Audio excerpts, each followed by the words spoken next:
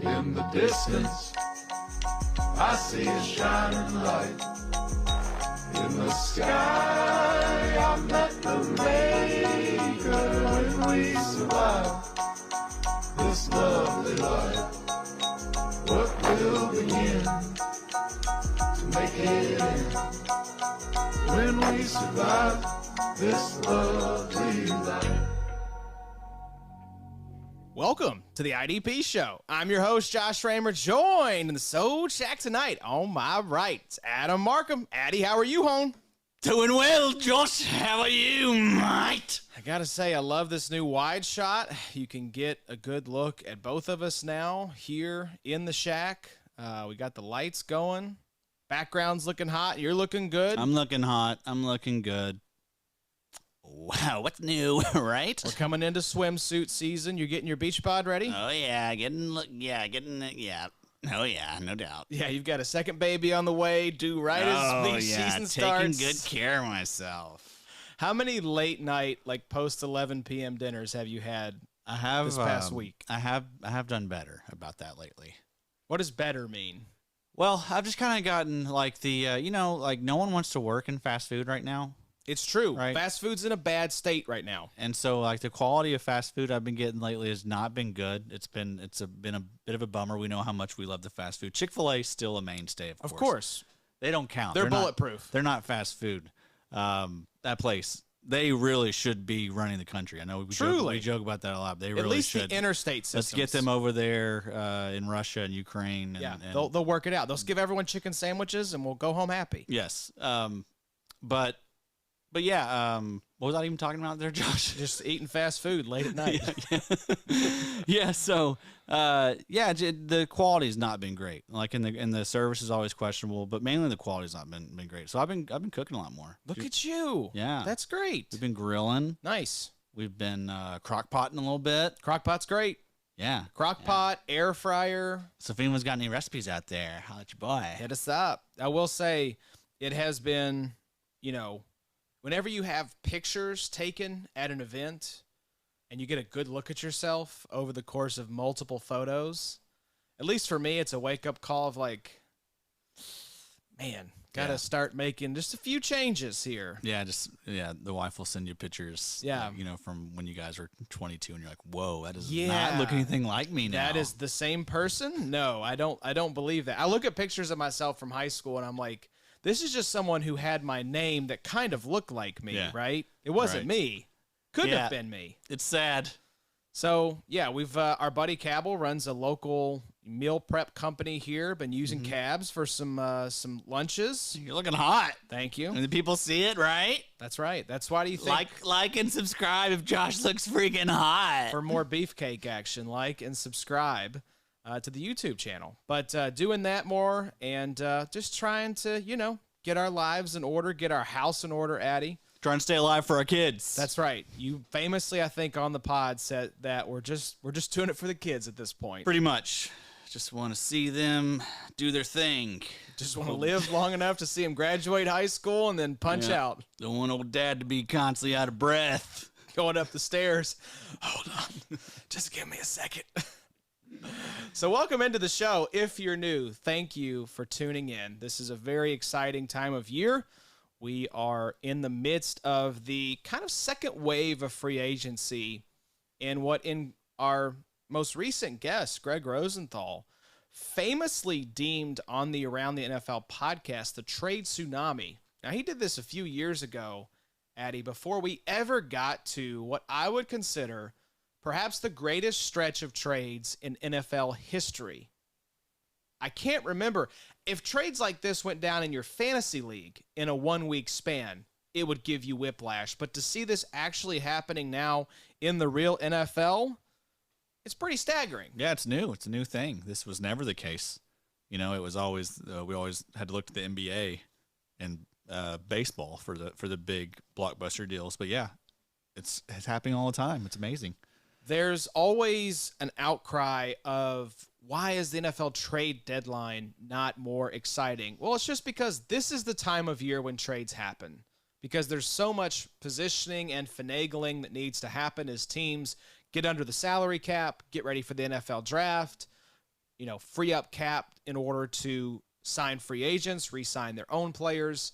So we've got a lot to talk about tonight. What we're going to do is hit some of the news. Big trade went down from my Indianapolis Colts. We're going to touch on that.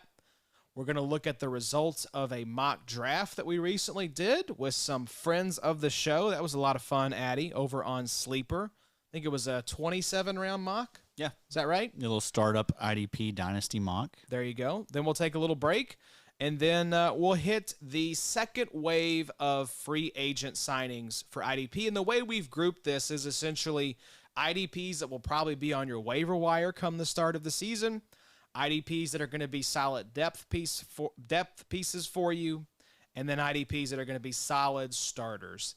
So we'll touch on the impact and what we think about those signings for IDP managers.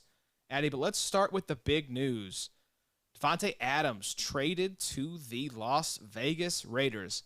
I had the same reaction as Robert Mays, which was, when I saw this, I thought, did a fake Adam Schefter catfish all of us? Adarn Schefter. Yeah, Adarn Schefter. Mm-hmm. There was one, the Ari guy that does like My Sports Update or whatever it is. Yeah. It was like My Sports Updale. That was a good one. He got I think like Gary Davenport or somebody in IDP, because it was the Honey Badger signing with some team or another. I can't remember who it was. Yeah, head on a swivel. You gotta look at the actual spelling of the name.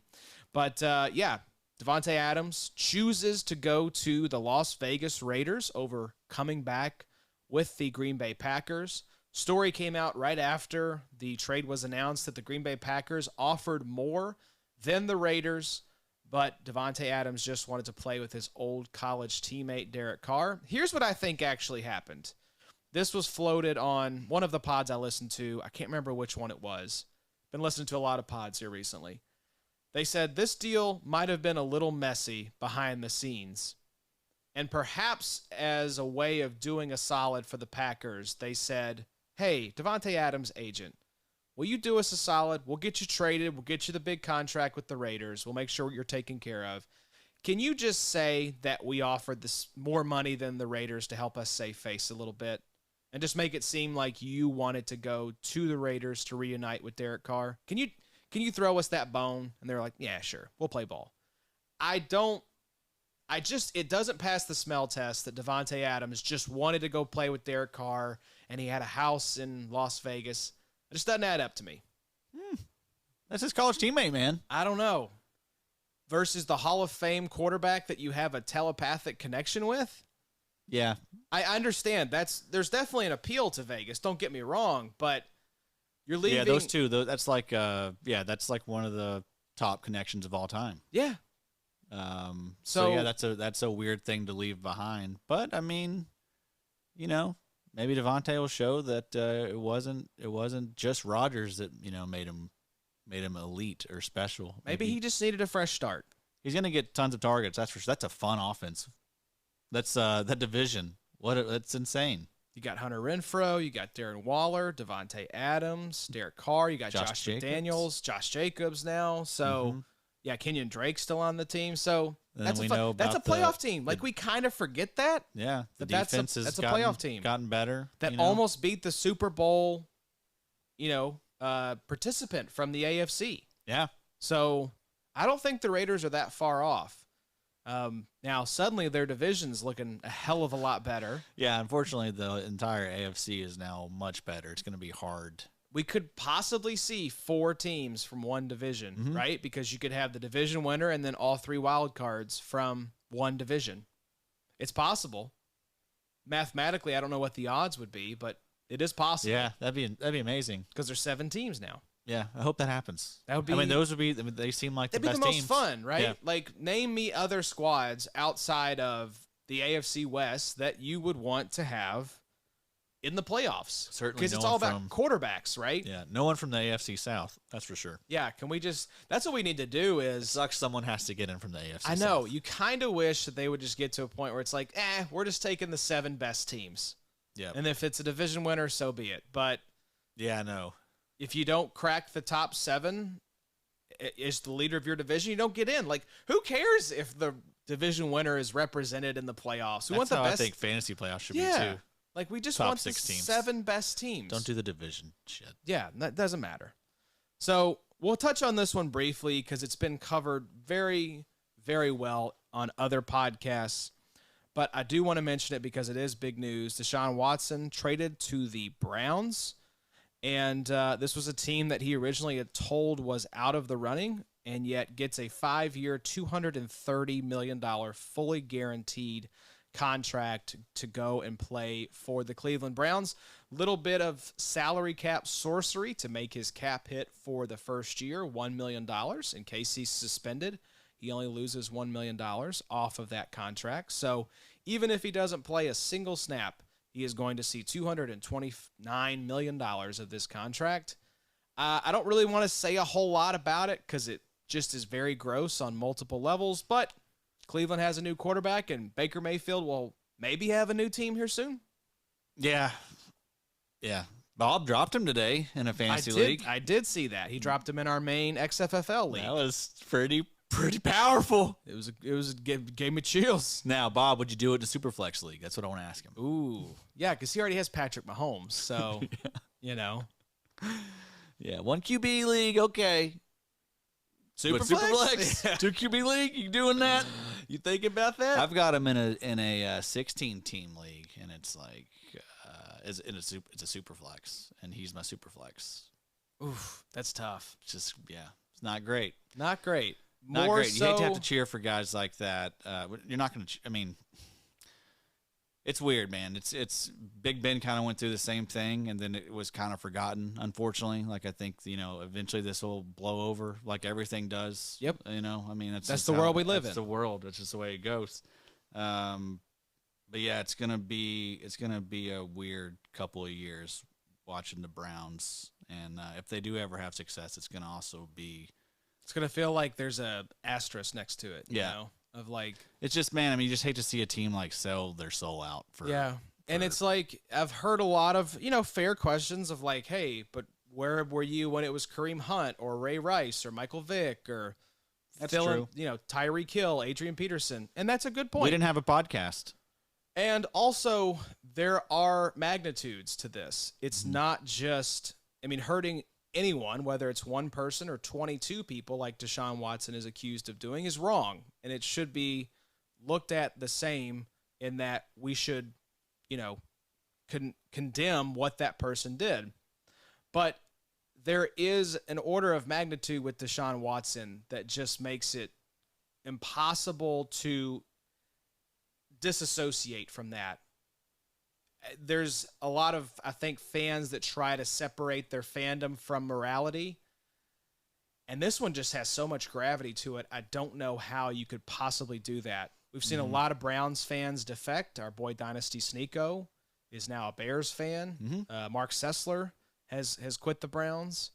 I thought about Mark, man. Yeah, that's who I thought about. It was just hard listening to that pod where he had to sit with the weight of that. But to his credit, he was out when they were pursuing Deshaun Watson. He pulled the ripcord. So did Nico pretty much. Yeah, and John Macri said that he's out. He's he's just going to be a fan. Good. None of those guys have to get canceled. Yeah, exactly. So anyways, man, I think the more interesting story for me is where does Baker Mayfield land now? I love that the story came out today that there's mutual disinterest between Baker and the Panthers. And the interest I've heard from the Seahawks is lukewarm at best. So I don't know that Baker Mayfield is going to be traded. I think he'll probably be cut and maybe sign as a competition / backup somewhere. I saw where the Steelers would be pumped to have him. He'd be good competition for Mitch Trubisky, for sure. That's crazy, though, man. He's fallen pretty quick. Think about if you ever would have said, in that moment when the Browns get the monkey off their back and beat the Steelers in that massive playoff, win that, hey, fast forward 2 years, Baker Mayfield's going to be the Steelers quarterback. He must just be like a jerk in the locker room or something because, this guy was decent. Like, before all the shoulder issues, I think he got hurt very early on in 2021. So, that's a lot to, probably blame for his struggles. He had surgery at the end of the year. But yeah, he he was good. He was solid those first 2 years. I mean, it's just it's hard to believe that someone won't take a shot on him. Isn't it crazy that he's not even getting what Carson Wentz fetched? Mm-hmm. Yeah. When there's Carson Wentz, man, Washington has to feel so dumb. Maybe I'm sure they don't. They don't care. They're whatever. There's no shame in Washington. There's no shame, and they also probably knew that some of these other guys might be able to shake loose, and they just said, we're fine with Wentz.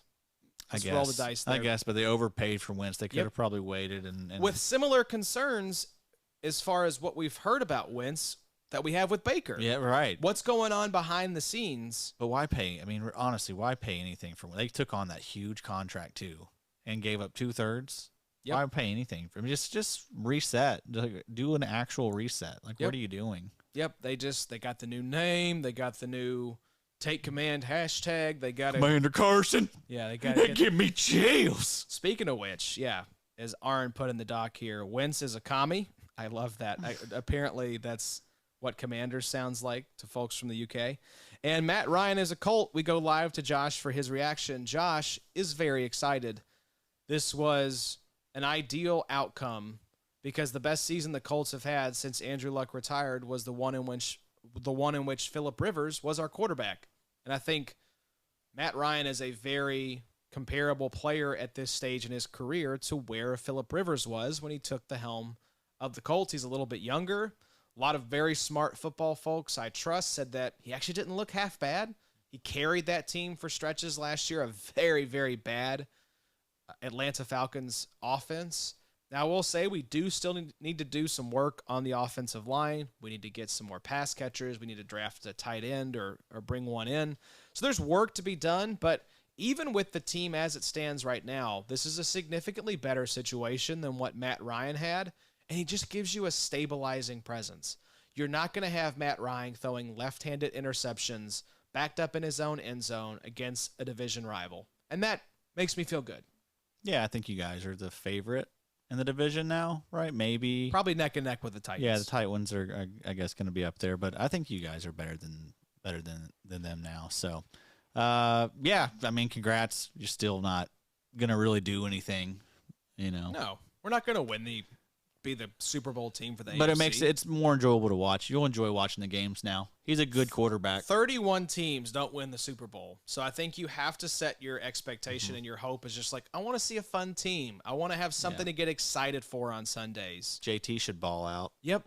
And so Pittman should have a really good year, I would think. I want to see the moves that we make to continue because I like the stuff that we've done. Y'all still got to get some pieces. Y'all need some offensive upgrades. We've added, we brought in Yannick Ngakoue, which is a nice kind of rotational piece to go with Quiddy. Yep. We shipped out Rock Yassin, which there was rumors he was going to be benched last year. So cool name though. That's a great name. Love it. But we still need to work on that offensive line. We need a right guard. We need a left tackle. We need probably 2 or 3 wide receivers. We need a tight end. So we've got some work to do, Chris Ballard, and you got probably still $45-50 million to get it done. Yeah, no first, right? That's right. But the good news is this is apparently a pretty deep wide receiver draft. So you guys have a second. We have a second, and I love that Ballard did not even give up the higher third-round pick. He gave up the later third to get Matt Ryan. So nice. I thought that was a nice move. Go get the best player in best quarterback in Falcons history for not even our higher third, our later third. That's who I would have wanted out of all the quarterbacks. That tier of quarterbacks, the Jimmy G's, the Wentz, the Bakers. None of those other guys appealed to me at all. Yeah. I love Matt Ryan, the idea of take the bridge guy who can be your quarterback for 2 years, draft somebody this year, preferably next year when we have a first, we'll have a second. We can maybe, probably an extra second because Wentz, if he stays the Commanders' quarterback, we'll be able to flip that third into a second that we got, pair those two together, maybe move up in the first, maybe take our quarterback of the future, groom him for a year, and then Matt Ryan exits stage right after a couple seasons, and the new young gun takes over. Julio. You need Julio, too. Go get him. Why not? Yeah, it'd be fun. There's good for Julio, Jarvis too. Landry. Yeah, there's some solid receivers out there. I just don't do the thing where we bring back Odell Beckham bring back T.Y. Hilton. Yeah. Don't do that. Who else do you have in there? That's it. Pascal just signed with the Eagles. Oh, wow. And what about Paris Campbell? I mean, if you'll have him for a few quarters. Yeah, I'm done. Don't talk to me about Paris Campbell anymore. I don't want to hear it. Michael Pittman, Michael Strawn. I am excited for year 2 of the.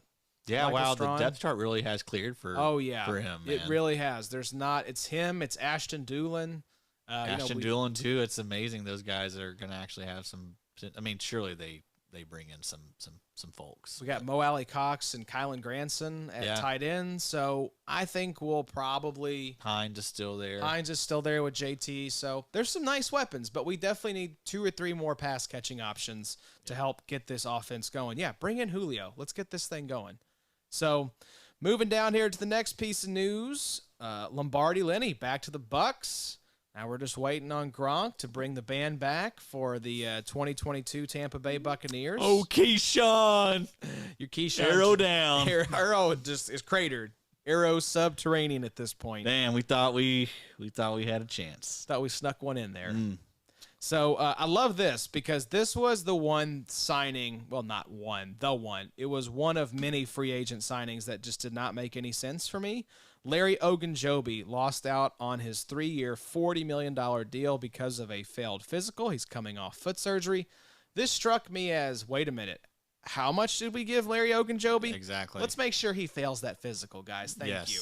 Yeah, they got roasted. They saw the tweets and they're like, oh, we messed up. We messed up. We overpaid. It's like, you have a drunken night out and you spend way too much at dinner or the bar and you're like, hold on, what? But thankfully, in this scenario, you can actually get a refund and not be up Best Creek without a paddle addy. Yeah, we'll see what Ogunjobi's next contract looks like. It will not be 3 years. It'll probably be like 1 year, $8 million, if I had to guess, something in that range. So, and to wrap up the news here, potential former first-round prospect David Ojabo tore his Achilles at the Michigan Pro Day. The reaction from staffers, essentially just going and picking up the ball and moving on to the next drill while he writhed on the ground in pain, has caused quite a stir on Twitter. But I just feel bad for David Ojabo. I feel like this pops up occasionally. Sometimes draft prospects are doomed by their own hand, and sometimes it's a freak injury like this at a pro day or at the combine or working out that really tanks these guys' value. But you hate to see it. This is a guy that's probably going to go first half of the first round and now be lucky to be a second-round pick. You hate when Twitter gets stirred up. I know. That's like kicking a hornet's nest if the Hornets had, like, machine guns. Yeah, I didn't see that. I missed. Did you miss the reaction? I missed the backlash? Reaction. I hate it. I live for drama. Yeah, it was basically like I think it was Bucky Brooks put it out. Like, you'd think the staffers would show a little more empathy. They basically, one guy just walked over and grabbed the ball. Ojabo's like rolling on the ground, like holding his Achilles. It's just like, man. I mean, they didn't know it was an Achilles. It's like you could just go check on the guy. Like, hey, man, you okay? Well, I mean, like, I think they were all probably just like, oh, crap. What do they want? They want all, They wanted to rush it and kiss his boo-boo. All 20 of them to go over there and, smother him. Smother him with just a all pillow. Jump on him. Smother him. That was it. Whisper in his ear, you okay? You okay, David? He's like, no, get away from me. I can't breathe. All right, so. Just always, internet always wants you to just be mad about something, about nothing. You just now getting. Just log out, folks. Yeah, just log out. That's a good advice. Jesus. This is our life lesson for the day from the IDP show. Just log off. Log off. If you're like drafting like a bunch of long tweets that are, threads of stuff, like log out. Log out. Go for a walk with your family. Yeah, spend some time with your family. Go get some fresh air. It's all going to be all right. It's all going to be all right. Can we put hashtag #BoyDad in our bios? Are we allowed to do that? Well, of course, there's girl dads, right? Right. Yeah. That's a thing. Hashtag girl dads. Is there like hashtag? There's hashtag boy mom. I know. Yeah. That's a thing. What's the disrespect for the boy dads? That is true. You don't hear a lot of like hashtag boy dad love out there. Yeah, we should start a movement. We should definitely not. I don't know that I want to throw that in the bio. If I want to throw it in the bio, that's going to be all it is. Just hashtag boy dad. Just 20 of them. Yeah, just in a row. That's the new name too. Yeah, hashtag boy dad life. All right, Daddy, we did a mock draft with some of our closest friends, and it was a lot of fun, and we learned a lot. This is always a good exercise this time of year to see how things have been moving and shaking in the Dynasty community, where players are being valued. So I'm going to switch to your camera here, Addy, and why don't you take us through you don't have to go round by round here. We'll post a picture. No, let's go round by round. Let's read all. I mean, how many picks you got listed in here? I saw you in the doc earlier. God bless you. There's like 100. There was like 150, 160. Yeah, IDPs drafted. 168 picks. So we're gonna go through everyone 1 through 168. Now, hit me with some of the, I guess, highlights for you. Looking at this list here, we can start off with the fact that this thing kicked off with Myles Garrett, Nick Bosa, and T.J. Watt as the first 3 picks. I think that's perfect. I think that's the way it should be, and that makes sense. I mean, in that order, I don't care. You can put T.J. Watt up there at the top. You can put Nick Bosa at the top. It don't matter. Yeah, these 3 in some order. They went 603, 606, and 705. So we always get the question of, when should I start taking IDPs? In a offense and IDP league, 6th or 7th round is typically around the time you will see IDP start going off the board. And honestly, those 3 guys, like they were on my mind like around like the 4th and 5th round. It gets pretty ugly quick. It does, as we'll see. But yeah, I think it's those 3 for sure to start it off. And this is sleeper, so these are we have them listed as DLs, linebackers, and DBs. Yep. First linebacker off the board was Micah Parsons, if you want to consider him a linebacker. Is what he's listed as. He was actually drafted by me, 708. What do you think about that? Where are you at on Micah Parsons? I mean, I don't know that. Do you think that's fair for him to come off after those 3? Yeah, because I look at who else is on the board there, and I think you're in that territory where you could make a case for any of the guys that came after him. But you're looking at Brian Burns, Roquan Smith, Rashan Gary, Chase Young, Derwin James, Darius Leonard. I think I want Parsons over all those guys. So, yeah, I think he's probably number 4 for me. Yeah. So, I think that's your top 4. And regardless of really what format you're in. Because you have the edge possibility. What if Parsons does just get moved? What if they do sign a Bobby Wagner and suddenly Parsons is playing edge full time alongside DeMarcus Lawrence in that vacated Randy Gregory role? Yeah, he becomes like super Khalil Mack. Exactly. So I think, yes, I'm not putting Micah Parsons overall number 1, probably. I still think these top 3 guys are where I would go, especially since linebacker, as we'll see, there's a little more depth there. But, yeah, I think he's number 4. So after Parsons, maybe a bit of surprise, Brian Burns. That was, that's pretty early. He's definitely arrived. That is DL4.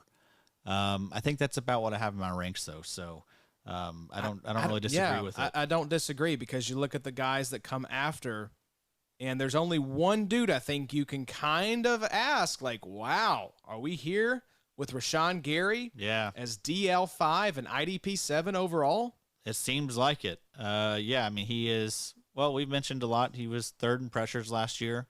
Za'Darius Smith's out of the way now. It is certainly Rashan Gary time.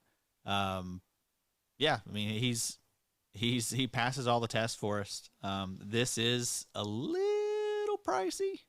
It is a little high. I think I would still want like Darius Leonard, even above Brian Burns. I think after Micah Parsons, I'm kind of pivoting to, I want Roquan, I want Darius Leonard, Devin White at that point. Yeah, and then I would probably put Chase Young maybe after Devin White in that group. Chase Young, he's still holding his value. He was DL6 in this draft, so you love to see that if you're a Chase Young believer. I mean, this group still believes in him. I probably have Chase Young number 5 behind Brian Burns. I think Burns is a worthy DL4.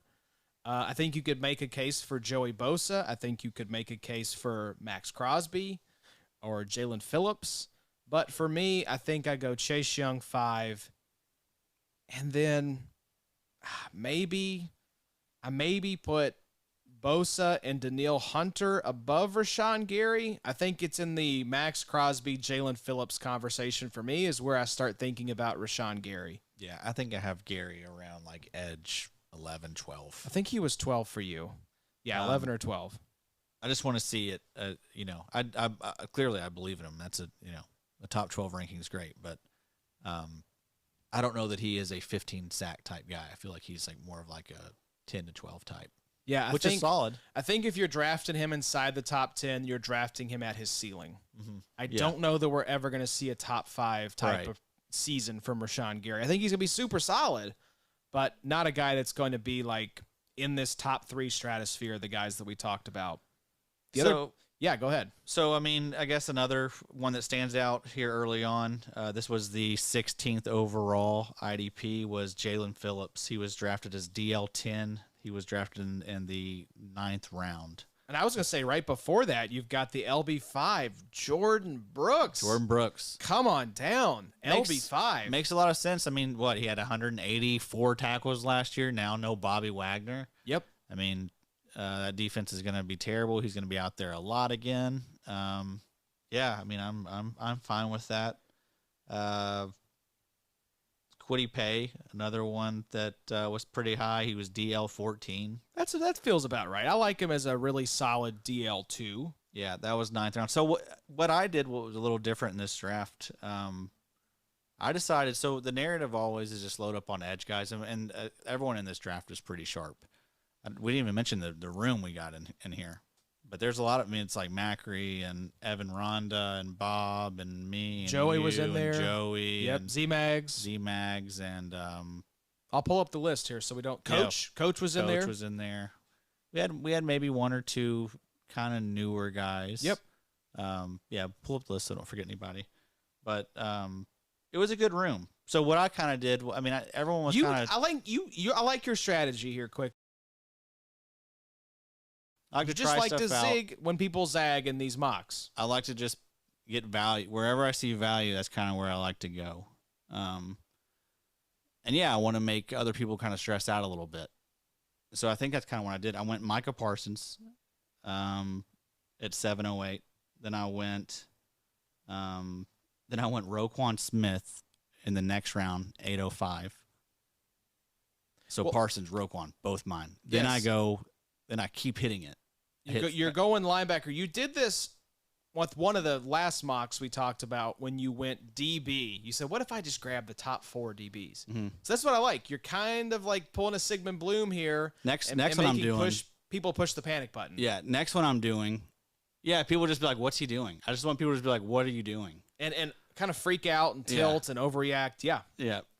Next one I'm going to do, I'm going to not draft a single IDP. I'll maybe draft 1 or 2. But I'm going to try not touch them. Just load up on offense? Until like the 13th or 14th round. Ooh. Just to see what it looks like. Just see what it looks like? See what type of defense I can put together. That's the perfect time to try stuff like that. Yeah, exactly. This is for fun. So I'll give you all the. I went Fred Warner and then JOK though with my next. I was wondering who took Fred. Yeah, because JOK was LB8, I believe. Yeah, and Fred, I'm high. So Fred, he is I think like LB5 or 6 in my rankings, and that's about where I took him here. He went LB6, 908. Yeah, round 9, pick 8. Fred Warner, I think he is about to enter into his Eric Kendricks, Bobby Wagner phase. Love that. We know he's a good NFL linebacker, and I think that's an important point. Yes, he's going to stick around for a long time. I love his dynasty value. So, yes, I love Fred Warner. Look, pull up. There's no reason this guy should ever get any hate in any circles at all. His dad loved us once upon a time. His dad did once follow us. Miss you, Fred Sr. Miss you, Fred Sr. Hey, let me give a quick shout out here to our drafters, Addy. So we mentioned most of them. John Macri. We also had one of our boy Evan Ronda's friends, Turner Sykes. Check him out on Twitter at Turner Sykes IDP. That's SYKES. Was drafting in the 2 spot. Evan Ronda in the 3. Joy the Tooth at the 4. Dynasty DVM at the 5. I was in the 6 hole. Coach Schneider was at the 7. You were at the 8. Dynasty Sneeko was at the 9. Ben Ratty was at the 10. Z-Mags was at the 11. And Bob was at the 12. So that was our room. It was a Nico good room. And Ben helped us out. That's right. That's right. Yeah, it was a good room. Everyone, pretty much knows their stuff in there. Yeah, pretty much knows their stuff. So who's getting lumped into the doesn't know their stuff category? That would be Josh. Yeah, thank you. Guess who was in Addy's ranks every time he was taking an IDP? I know a lot of y'all were in the ranks. I need y'all to come clean. I know a lot of y'all was using the ranks. Every single pick. Hey, another one I wanted to call out here. So Jordan Brooks, LB5, that kind of made me raise my eyebrows a little bit. What about Baron Browning, LB10? That feels a little rich. That's a little rich for me. And also right below that, Zaven Collins, and this was before Jordan Hicks was released. Yep. So we'll see what Zaven Collins looks like in the next one we're going to do with these. He may even climb up a little bit more than this, which is crazy. Although I saw where today Nick Vigil signed with Arizona. That feels like that's going to be annoying. LB9, I don't know that he can go much higher, Zaven Collins. He could. Yeah, I don't think so either. Because you're talking JOK, Logan Wilson, Fred Warner. By the way, whenever I went JOK, I did kind of want Logan Wilson. Z-Max took him right before me. I was going to go Fred Warner, Logan Wilson, Roquan, Micah Parsons. Yeah, you were getting him to tilt already. Yep. He's like, what's Addy doing? That wackadoo. So, yeah, Baron Browning was a little rich for me. This feels like a classic upgrade scenario. Couldn't you see the Denver Broncos bringing in B-Wags for a Russell Wilson B-Wags reunion? Oh, yeah. I typically don't watch the NFL Network coverage, but they had the one of the programs this evening, and it was Willie McGinnis was on there saying, the Colts traded for Matt Ryan. He was like, you want guys that are like proven winners. He's like, go get Bobby Wagner. Bobby Wagner's out there. And I was like, for IDP, I don't really know about muddying that linebacker room, but for real NFL purposes, sign me up.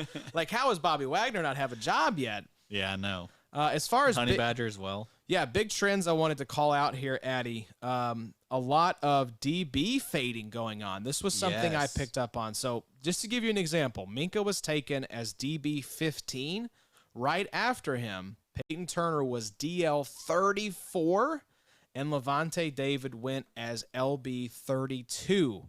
So literally twice the number of D linemen and linebackers had been taken as compared to DBs at that point. Yeah. I mean, and there were still, with everyone fading DB, there were still crazy DB value late. Oh, insane. The last pick of the draft was Trayvon Diggs. Just do not overdraft DB this year. Like, if there's any position that you're going to sit out, I know I've floated that stuff in the past about, load up on the studs. And I think it's still a solid strategy, but you got to hope health and everything like that works out. And that's not something you really want to, try and predict. But fade DB, just fade it. You can figure it out. You can figure out in season. We saw so many guys pop up. We see it every freaking year. J-Ron Curse, Jalen Thompson, Xavier Woods. Yeah. There's just so many examples. If we went through the top 12. Justin Reed's probably going to be a super relevant guy. Speaking of guys like that, you bolded some guys on down the list. Some of my favorite values. Yeah, here we go. Just some really good values. So DL 42, Randy Gregory, that was in the 19th round. Do you like that he's with the Broncos now better than him with the Cowboys? I think so. I feel pretty similar about it. I think it's going to be a DL2/3 consideration for Gregory. I think so too, because even though they were.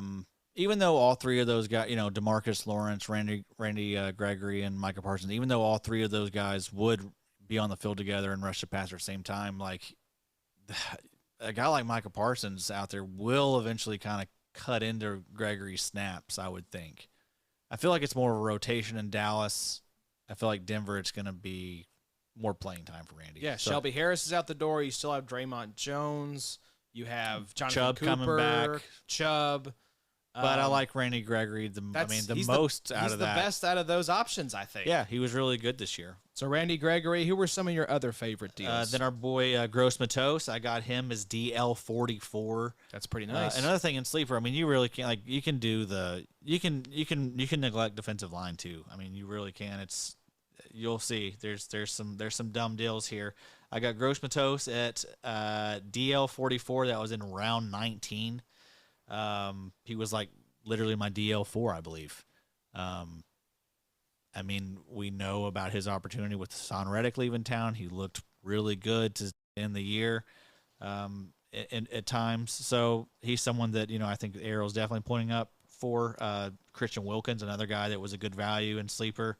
DL46, that was the 20th round. DL46, and he's probably, D tackle 5 or 6? Right. So you're telling me that there are 40 defensive ends that you would take above this guy? Yeah, no. I don't think so. I think he should probably be about 15 spots higher than this. Yeah, if not so more. I mean, it's even like, and that's why I want to really just truly fade IDP. I want to go zero DB, zero LB, and zero DL. IDP. It's a brand new strategy. Yeah.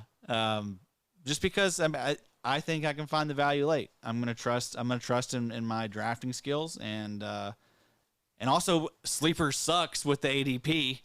So you can find some values, because that's why I pulled up your ranks. I talk about this a lot, but it's like, y'all, there's however many relevant IDP pieces out there. We're not going to remember every single one of them and whether or not they've been drafted in these startup drafts. So Addy's ranks are a great tool of value and finding value in drafts, but it's just a list of players so that you don't forget that guys exist.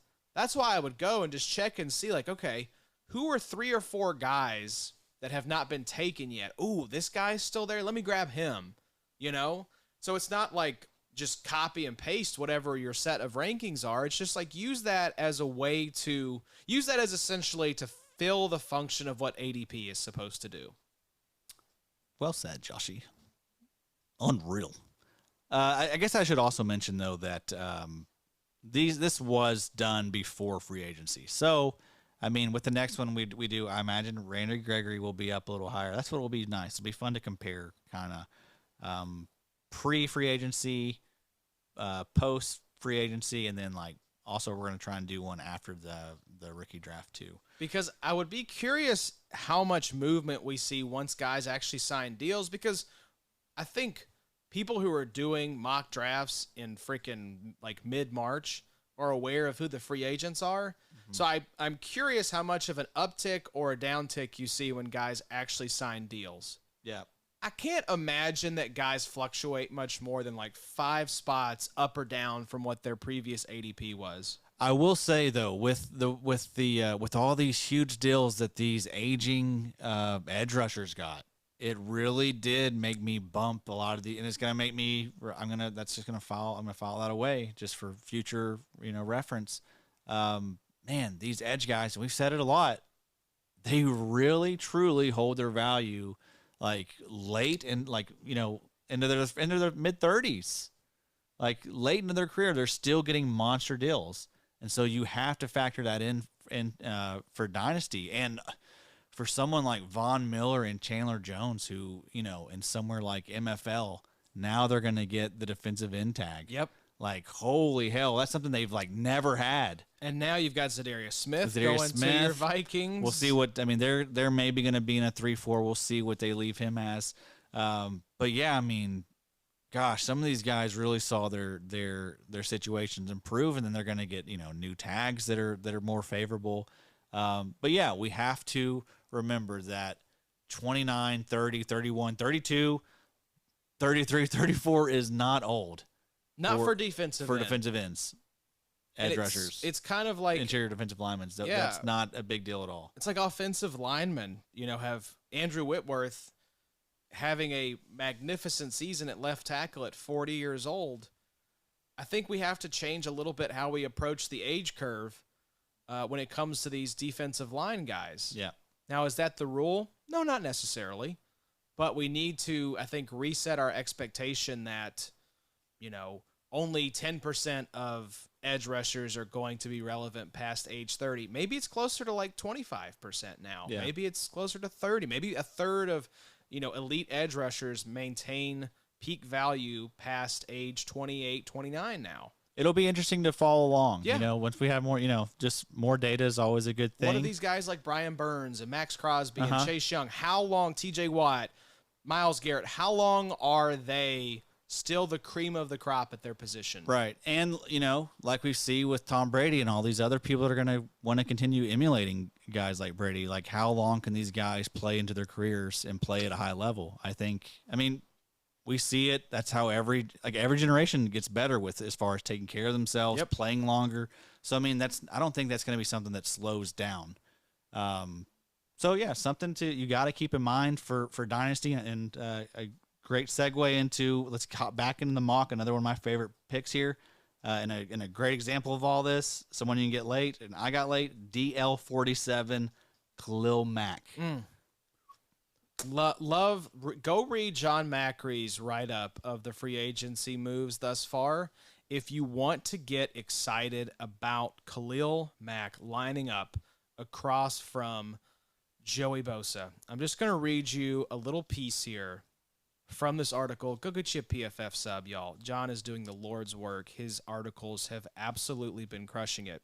For IDP purposes, this should be a good thing for both Bosa and Mack, as both players are among the best in the NFL at creating sacks for their teammates. Mack has generated 87 pressures that led to sacks for teammates since 2016, while Bosa has accrued 81. That was sixth, which is a positive sign that these elite pass rushers will feed off one another moving forward. Imagine shitting on PFF.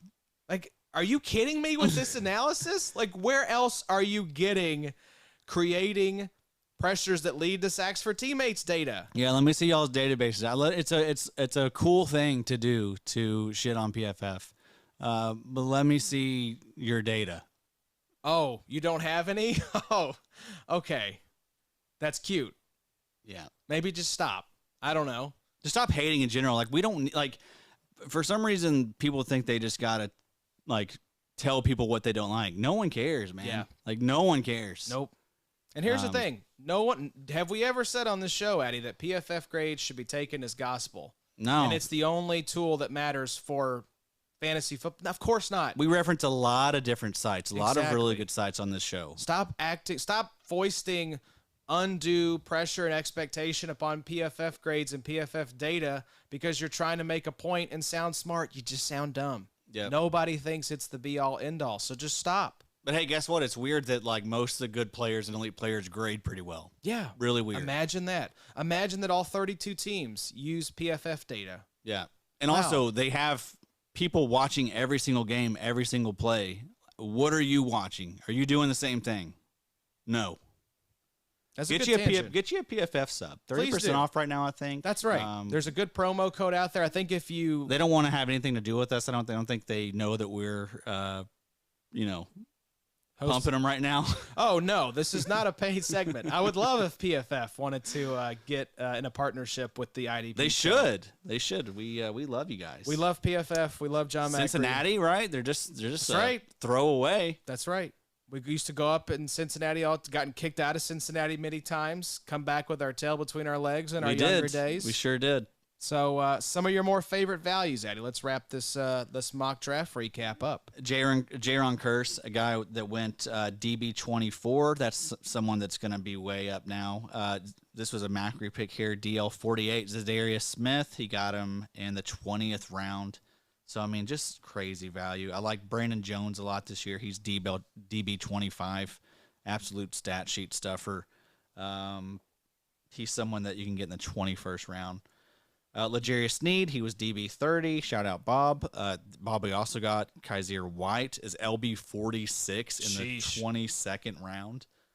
Cameron Bynum, someone that I'm pretty high on, DB32. I got him in the 22nd round. Josh, I love this pick here. DL51. Charles Harris. Not too shabby. 22nd round. This was a top 12 defensive end last year.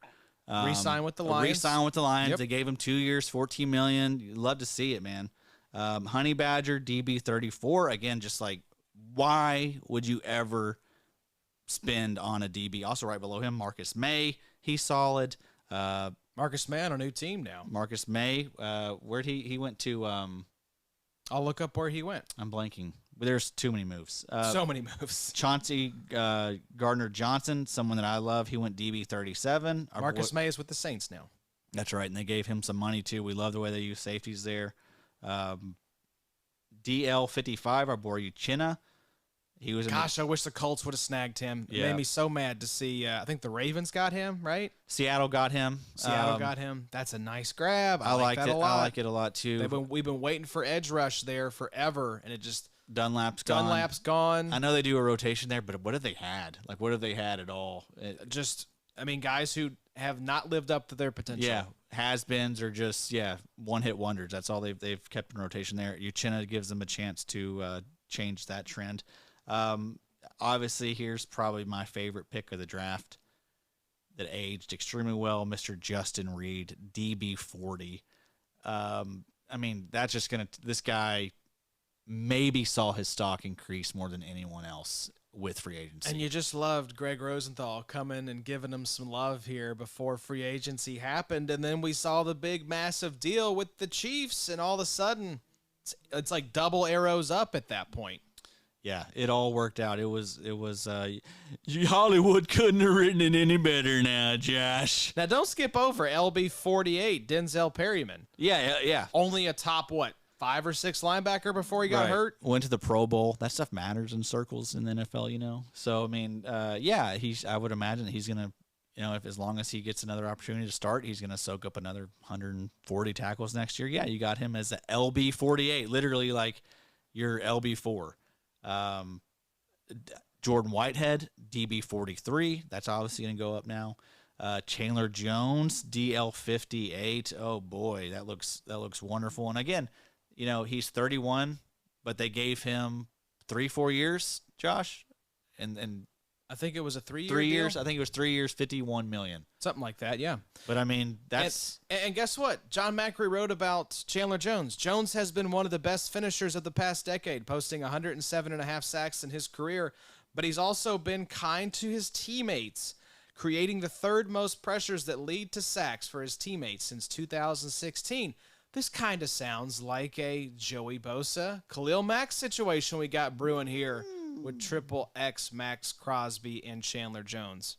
Interesting. And also, we need to give some love to Za'Darius Smith because he was hurt all last year, but this dude was like league leader in pressures, I believe. Let me double check that. But Za'Darius Smith, assuming he's back to full health, this guy is he not elite. Filling the Everson Griffin role that we saw alongside a healthy Danielle Hunter? Is this not the expectation we have for this guy? Maybe a supercharged version of Everson Griffin? Yeah, absolutely. I think so. Now you're talking that Za'Darius Smith was the pressures leader 2 years ago? 2 years ago. 2020, his pressure numbers were a little bit down. But yes, it was 2019. But still, 2020 was not like it was bad. He was solid. He was still in the 60s. It's still weird to me they picked Preston Smith over Za'Darius Smith. It's like, what does the team know that maybe we don't know? Yeah. But, that's the money tells you the Vikings like him and have big plans for him. We'll see, though, there's been all these rumors about Danielle Hunter potentially being traded. I don't know, is this move? His $18 million roster bonus hit on Friday at 4 p.m. Eastern, so he's not going anywhere. Okay. Yeah, that was the deadline. If they were going to trade Danielle, it was before that roster bonus locked in. Well, that's good. That's a very sick duo. Yep. So, all right, Addy. Final takeaways from the mock here before we go to break. As always, fade DB. You don't have to go edge rusher early on. You can with these vets playing later into their career. You can find these guys late, especially on if you're playing sleeper, you can for sure fade pretty much every position. You just need to have a good set of ranks. You got to have a good set of ranks with a good list of players. And if you check out the IDPshow.com, that's right, you can have that list of players for free because we love you. Yep. And now I will say those are going to be going away here soon. So That's right. make you a copy of it or do something, because those are going to be behind. Well, we're not going to be behind a paywall, but they are going to be locked because we are going to be promoting the IDP Draft Kit. That's right. What a great promotion there, Addy. The IDPDraftKit.com. Check it out. We're collaborating with IDP guys and also Dynasty Football Factory. Our boy DFF Trip is helping us out. We're going to have Dynasty redraft ranks. Kyle B is writing up a vacated snaps report, along with some players to keep in mind based on what snaps walked out the door in free agency. Trip's going to be looking at coaching and scheme changes to see how that might impact your favorite IDPs. We're going to have sleepers, breakouts, bust, rookies, all the good stuff, Addy. Everything you need to dominate your draft, the IDPDraftKit.com. Check it out. And check out Addy's ranks before they go into the draft kit, which will launch on June 1st, and you'll have access to it all the way up through the start of the season. I'm excited. It's going to be a great product. We got awesome people working on it. That's right. We want it to be good. I mean, and I think that if you've been rocking with us for the past, 3 years now? Almost 3 years, yeah. You know that we're not going to put out any crap.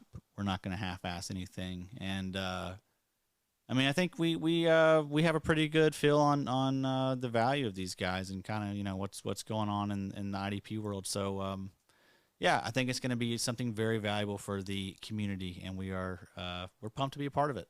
What a gift! What a blessing! Check it out. Early bird pricing, only $10. So early bird pricing will not be around forever. I think we're gonna cut that out once the NFL draft is here. So if you're thinking about getting the IDP Draft Kit, check it out before the NFL draft and get the early bird pricing. We're going to take a quick break to hear from our friends at Manscaped and RSO and another little ad read, just another reminder about the draft kit for y'all. When we come back, we're going to be talking about the second wave of free agency and the signings that you need to know about for IDP. Don't go anywhere. We'll be right back.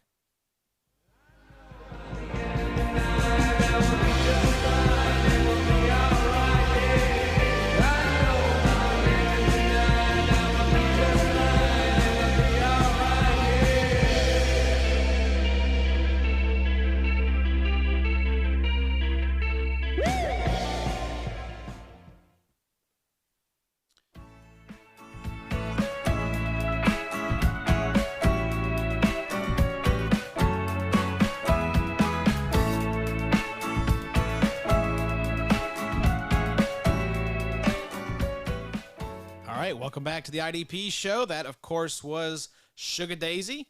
Addy, we got the new clip from their song, I believe it's Where the Wildflowers Grow on the intro. Yep. And then, of course, that was Rabbit.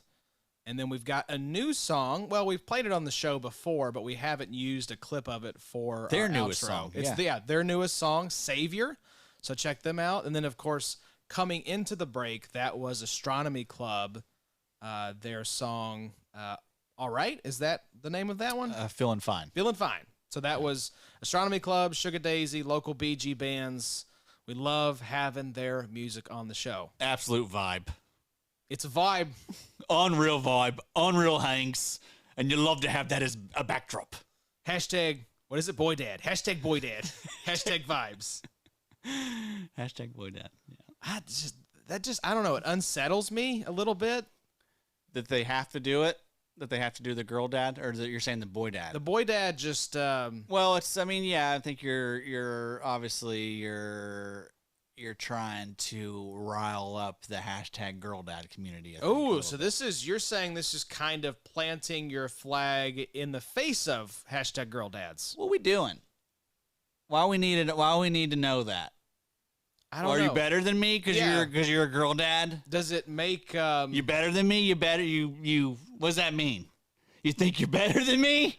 It's like the folks who put the whole stick figure family, and then it's the people who put like the stick figure family being eaten by a dinosaur. Yeah. And then I love that it's like my Cocker Spaniel is smarter than your honor student. And then it became a whole thing of like, well, pick your dog breed and then make fun of honor students at the same time. That's me. Yeah, I'm the It making the always mean bumper stickers always just make me think of a Michael in Black tweet that I saw, which was, I don't know what message you're trying to convey with your bumper sticker, but all I see is that it says I'm poor. And I was like, yeah, that's true. You don't see bumper stickers on like Mercedes or That's true. yeah. So it's a wake up call that we are in fact poor because I've had many a vehicle with bumper stickers on it. You used to have an excessive amount. Yeah, it was too many on the old vehicle. I don't have any on this one. Yeah, Josh did have it. You had like the you had like the Ron John Surf Shop. Did I? Yeah, you sure did. That's I think that was on my first ever truck when I was in high school. Yeah, I had a WKU dodgeball one. Uh-huh. I think I had a Transformers like Autobots. You had one a Halo. On there. You had a Halo one too. Did I have a Halo one? Yeah. How do you remember my high school truck bumper stickers better than me? Because I mean, it stood out. It was like I was like, what the hell is Josh doing with all these stickers? I was just trying to be cool, man. I was just trying to fit in, trying to find a tribe.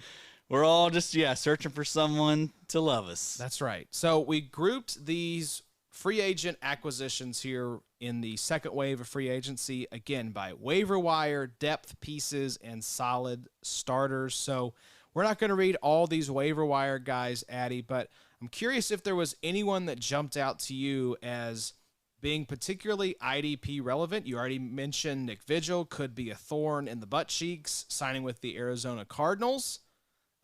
Fletcher Cox, I thought this was kind of interesting. Cut by the Eagles and then ends up coming back on a 1-year, $14 million deal. I know, damn. Some serious squat. Like, how much did they actually save by cutting this guy? Yeah. But Jordan Hicks, this was another one I found interesting with your Minnesota Vikings. 2 years, $10 million. That's not like backup money. No. That's good. That's really good news for if you have Jordan Hicks in a dynasty league. Yeah, I mean, we remember Nick Vigil when he got a shot last year. He racked up the tackles. I think Jordan Hicks could do a similar thing. And there's a lot of pieces moving out of Minnesota, but a lot of pieces moving in too. Sure. New defensive coordinator. Yep. You got the old coach Mike Zimmer out of there. Yep. This was another player that Macri mentioned in his article. He wasn't quite sure with the way that this defensive coordinator was going to deploy these linebackers. He thought it might actually be a little bit of a tick down for both guys, Eric Kendricks and for Jordan Hicks. But he did see Hicks as the LB2 alongside Kendricks. Yeah, I mean, no one's expecting Hicks to do what he did last year, though, right? That was just, he just benefited from being out there. But I don't think anyone was thinking Hicks is an actual special player. But, yeah, I mean, he still has a chance to be a solid player, though, for your IDP. Yes, that's why we have him in waiver wire. He probably won't be on many rosters come week 1, but we got to keep in mind these linebackers, especially if Kendricks goes down for a couple games. But Ed Donatel, I remember it being like kind of like a Ninja Turtles. That's why I was like, I'm going to remember this guy's name. And hopefully, maybe that'll be one of the guys DFF Trip will cover in his coaching scheme changes series. So Al-Quadin Muhammad, this was the former Colts defensive lineman that had a little run there, signs a 2-year, $8 million contract. No surprise with the Chicago Bears. Matt Eberflus, former Colts defensive coordinator, now over there. Matt Ioannidis, I bring him up only because him and his agent said basically that the Washington Commanders brass lied to their face when they said that he was not going to be released, and then he was released shortly after that. So I always love kind of the mudslinging that goes on between agents and teams. Shaq Lawson, 1-year deal with the Buffalo Bills. Jalen Reeves-Maben signs a 2-year, $7.5 million deal with the Houston Texans. Jacob Martin with the New York Jets. Casey Hayward with the Falcons. And Darius Williams signed a big money contract, 3 years, $30 million with the Jacksonville Jaguars. As Dan Henzer said on the Around the NFL podcast, how many more $30 to $40 million contracts do the Jaguars have to give out? Feels like they've given out like 8 of these at this point. I don't think there's any players left that are worth that. Is it just like the honor system? Nobody's really keeping track of the salary cap. We just got to do it on the honor system. But anybody from that list, Addy, that is, let me ask you this. Who is the piece that you think has the chance to jump off the waiver wire and be relevant? Not counting injury, because we don't want to try to predict that, but who's a guy that you could see being relevant, being that hot name off the waiver wire as things stand here on March 22nd? Maybe Jacob Martin. I mean, we're reaching here. This is not a great list. I mean, we already mentioned Jordan Hicks. I think he's got a chance to be really relevant. But, yeah, I mean, Jordan Hicks, Xavier Woods, and Jacob Martin, those would be the pieces that I would probably target. Yeah, Xavier Woods, we mentioned him on the last show, signing with the Carolina Panthers. Mm-hmm. Somewhat intriguing, but yeah, I think the easy answer here is Jordan Hicks with your Minnesota Vikings. Yeah. Jacob Martin, he did flash a little bit last year for the Texans, but and he'll get an opportunity there in New York. But, yeah, again, there's not anyone I don't think that's going to set you up for years on that list. There's a reason they fall into the waiver wire category. Addy, why don't you hit some of these depth pieces for us? Not necessarily waiver wire guys, but not necessarily starters either. Yeah, Marcus Williams got the bag. 5 years, $70 million contract with the Baltimore Ravens. Deshaun Elliott out the door. So, yeah, he's going to slide right into there, into that role. Actual good NFL player, so that's reflected in the contract. Juwan Bentley, 2 years, $9 million contract with the New England Patriots. Wasn't he so he went to, was he with the Dolphins or did he just resign there?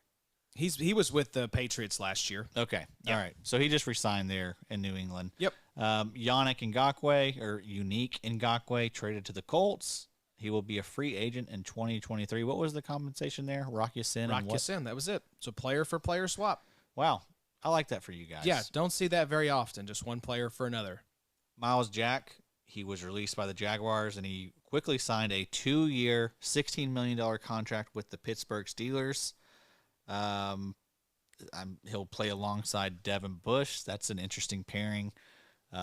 It's interesting to me whenever defensive players cross over into typically primarily offensive fantasy football podcasts. I was listening to the Underdog Football Show with Josh Norris and Charles McDonald, and they were talking about Myles Jack, and it was like, so now you've got two linebackers that might just run the wrong way most of the time. Like, I was like, oh, man, if they're catching strays from Josh Norris, that's not good. Yeah, both those guys were very bad last year. But, yeah, really odd. I mean, I guess, you can say that they're young and maybe they have upside, but kind of a head-scratcher. They were quick to jump on Myles Jack, too.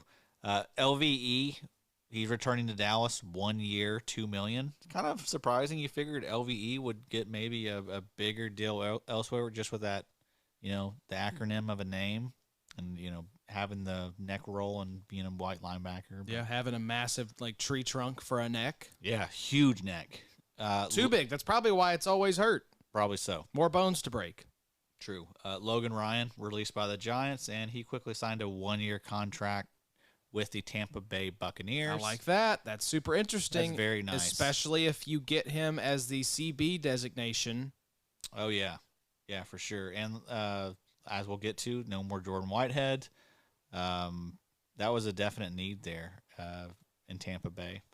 Kamu Grugier-Hill signed a 1-year, $4 million deal. This is very noteworthy because, if you remember last year, Grugier-Hill balled there in Houston, like basically every one of the prime linebackers has done the past 3-4 years.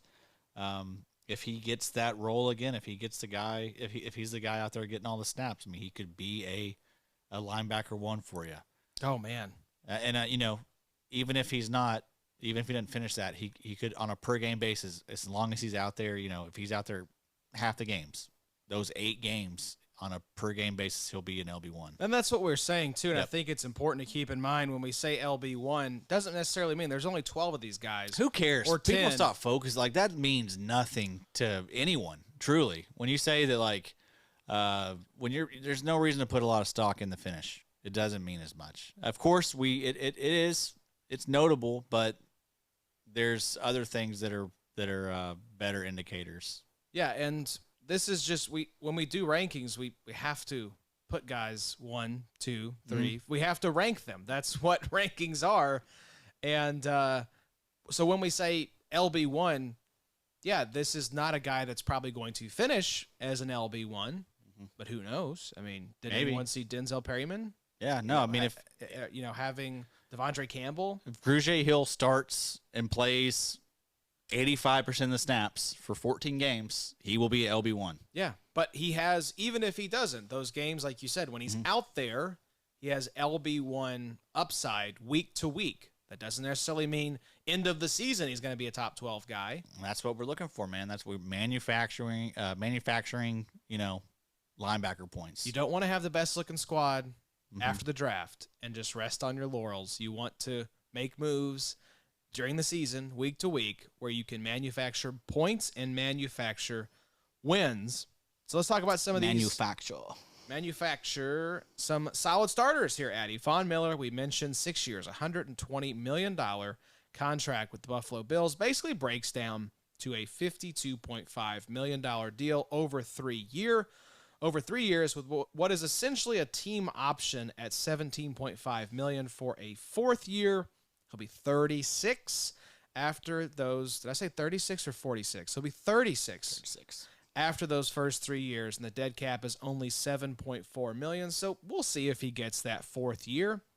Za'Darius Smith, we mentioned, 3 years, $42 million. Guapers with the Minnesota Vikings. That's some serious Skrilla, Addy. Jordan Whitehead, 2 years, $14.5 million contract with the Jets. I love that. Randy Gregory, we mentioned 5 years, $70 million with the Broncos. And there it is. Like you said, Chandler Jones, 3 years, $51 million contract with the Las Vegas Raiders. I don't know that there's anyone on this list that I feel worse about. No. Seeing what their landing spot ended up being. No, I mean, every single one of these guys probably improved their dynasty stock by 10 spots at least. And not artificially, just because of excitement. Yeah, no, like I see a clear path to production for these guys. yeah, and I mean, and like I mentioned earlier, like Von Miller is going to see his designation change from linebacker to D end. Will he be part of a rotation? Yes, probably. Will he play fewer snaps? Yes, probably. Am I expecting him to be my DN1? No. I see him as a DN2 kind of flex piece. Yeah, you're not going to have to draft him as a DN1. Did he even go? He went in our... No, he was like DL 50 to 60, like in that range. Wow. Now, he won't be that now. He'll be bumped up to maybe DL 35, I was going to say, 40. you think he's in the 30s now? Maybe higher than that. I mean, but... I could see 35. That feels about right. But, I mean, yeah, again, you can't put him too high because he is still 33.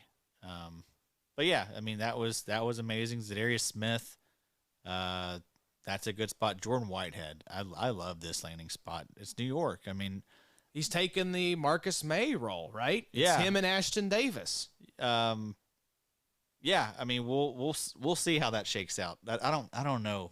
Ashton Davis. I've seen a lot of people talking about Kyle Hamilton to the Jets. That could be a possibility. I don't think it's going to be Whitehead, given this contract, that loses his job if Hamilton comes in. Yeah. But either way, we'll see how the roles shake out if they do bring in a Kyle Hamilton. What's great about this is the snaps that are going to come for Jordan Whitehead. If you look at, I mean, Marcus May, pretty much the past 3 years, he didn't have it this year because he tore his Achilles early on, but 1,100 snaps, easy, in 2019, 2020, and then he was trending that way in 2021 before he got hurt. So I think it's going to be more of the same for Jordan Whitehead. I think we can expect a career high in snaps, a career high in tackles. He's a good player. I mean, he's good against the run. We saw him make tons of plays down the stretch for Tampa Bay in the playoffs, dating back to last year. Just a good player. I think it's a good spot for Whitehead. Then Randy Gregory. I mean, that was an amazing get for Denver. We thought he was going to Dallas. That the news broke that he was headed to Dallas, and he's the guy now. He was never going to be the guy in Dallas with DeMarcus Lawrence and Micah Parsons there.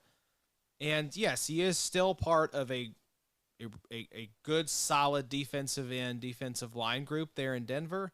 But they paid him to be the guy. 5 years, $70 million, says we need edge rush help, and you are the guy we are tasking with doing that. You got to feel good for Randy Gregory, man. This is a guy who I'd say probably thought his NFL career was done.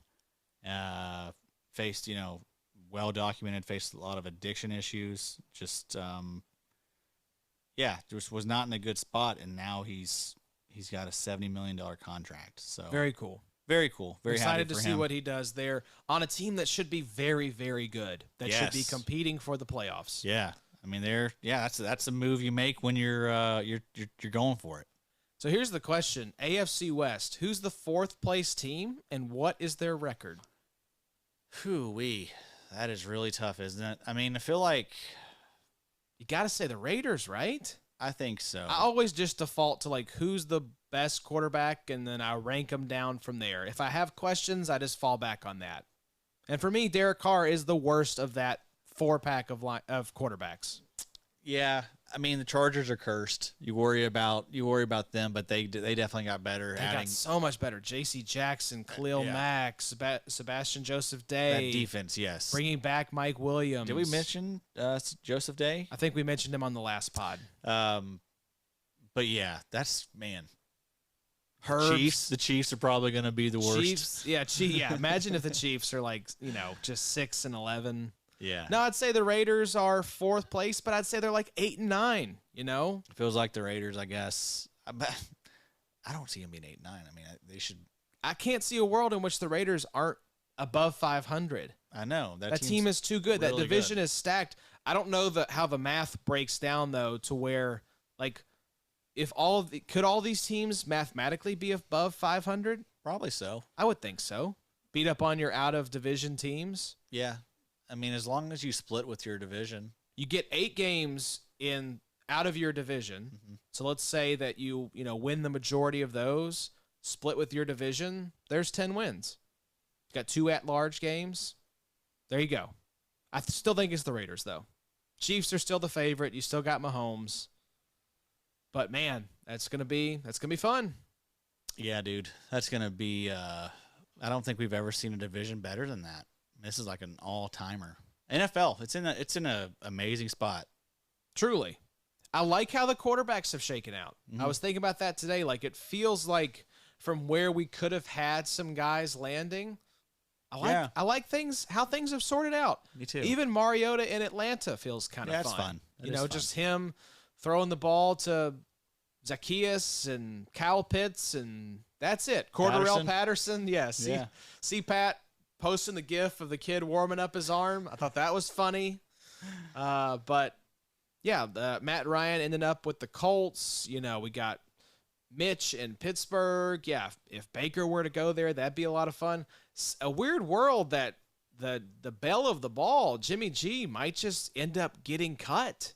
Yeah. That's kind of crazy when the 49ers are coming out and saying, we had an offer of two second-round picks in hand. It's like, you should have taken that. Yeah, what were you thinking? Doing, man? What were you trying? You got him for a second, I'm pretty sure. But you're getting greedy.